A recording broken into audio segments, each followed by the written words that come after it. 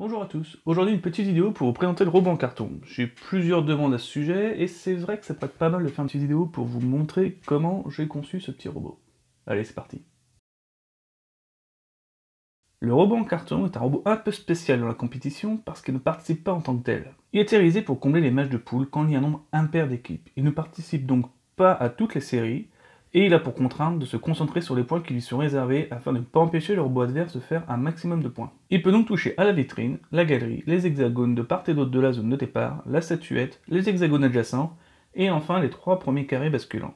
Et rien qu'avec cela, il peut faire 102 points par match. Sans compter le bonus, évidemment. Bon, c'est un robot en carton, du coup la carrosserie est en carton.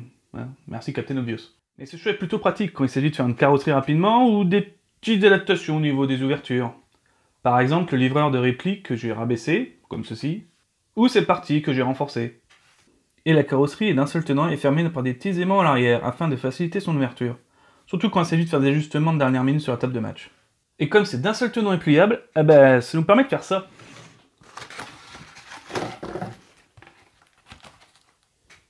Ce qui est plutôt pratique. Bon, enlevons la carrosserie et regardons ce qu'il y a en dessous.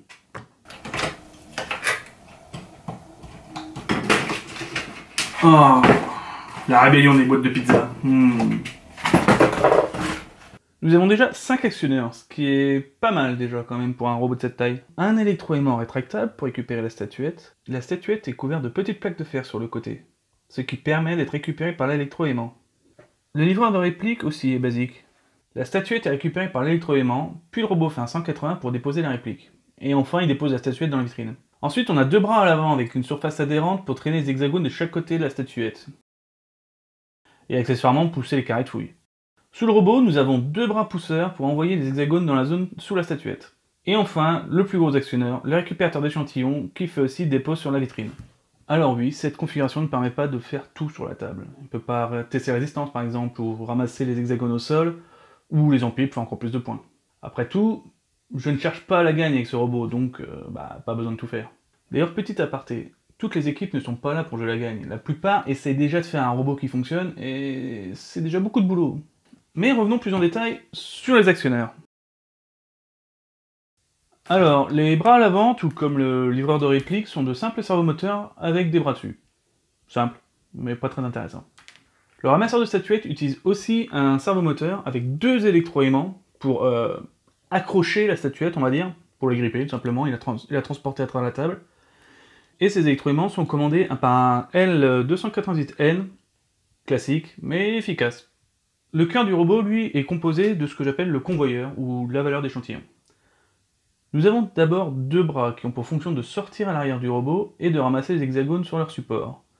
Puis, à l'aide de ces tapis, les redresser et ensuite les ranger dans le robot. Ensuite, un second jeu de tapis fait traverser tout le robot à des hexagones jusqu'aux butées, qui sont elles-mêmes actionnées par des servos 9G. Ainsi, les hexagones sont redressés au besoin, et présentés à l'arrière, prêts à être déposés dans les vitrines. Ensuite, les butées sont rétractées, les hexagones sont poussés jusqu'à tomber dans la vitrine, et enfin, un dernier bras vient remonter l'hexagone dans la vitrine. Du fait d'avoir traversé tout le robot, les hexagones arrivent sur la vitrine directement du bon côté, ce qui est simple et beaucoup plus facile que de retourner les hexagones en eux-mêmes. On retourne tout le robot, c'est plus simple. Alors, les tapis sont des courroies GT2 avec des moteurs 28 BY. Alors, c'est des moteurs qui n'ont pas vraiment de patates, mais bon, pour ce qu'on fait, c'est amplement suffisant. En plus, c'est assez simple à servir. Et pour relever le tapis, on a pareil un petit servomoteur qui permet de gérer la remontée et la redescente du tapis. Et pour finir, à l'avant du robot, nous avons le releveur. C'est 2 servomoteurs pilotés en parallèle avec une barre à roulement pour remonter les hexagones et les faire glisser sur la vitrine. Comme on a pu le voir, l'idée avec ces actionneurs, c'est de faire simple et assez basique, et surtout facile à fabriquer. Je me suis vraiment pas embêté à faire des choses très compliquées, à part pour la valeur d'hexagone, sous lequel c'est vrai, je me suis fait un peu plaisir quand même. Bon, maintenant qu'on a vu les actionneurs, passons à la base roulante. La base roulante, c'est vraiment ce sur quoi repose tout le reste du robot. C'est la première étape de fabrication d'un robot, et je pourrais faire peut-être une petite vidéo sur comment fabriquer une base roulante pour la coupe. Donc dans l'ordre, nous avons le mètre-balise, qu'on va retirer quand même. Nous avons sur le toit du robot un RP LiDAR 1.1 pour la détection du robot adverse. Le système d'évitement est assez simple. on calcule la trajectoire que le robot doit suivre, et si on voit le robot adverse qui s'approche trop près de cette trajectoire, on s'arrête et on attend simplement que le robot adverse passe. Ce système permet de détecter le robot adverse d'assez loin et de s'arrêter préventivement pour éviter le cas où les deux robots se rencontrent d'un peu trop près et attendent bêtement que les deux bougent en même temps, et arriver dans une situation de blocage total du match. Sous le toit, nous avons la case équipement, avec notamment le système d'alimentation. Le robot est alimenté par une LiPo 3S de 3 Ah, et la transformation pour le circuit logique en 5 volts se fait via des transformateurs qu'on trouve dans le commerce. C'est des petits transformateurs, enfin des gros transformateurs pour automobiles. Le circuit de puissance se trouve derrière le bouton d'air d'urgence, et est alimenté aussi pour tout ce qui est servomoteur par le transfo automobile que nous avions juste avant.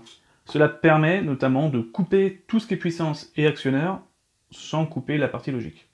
Du côté du cerveau du robot, nous avons une Raspberry Pi 4 avec un écran tactile 4 pouces 3 devant, et derrière nous avons la Shield Adafruit avec 16 PWM, ce qui me permet de brancher les 12 servomoteurs du robot.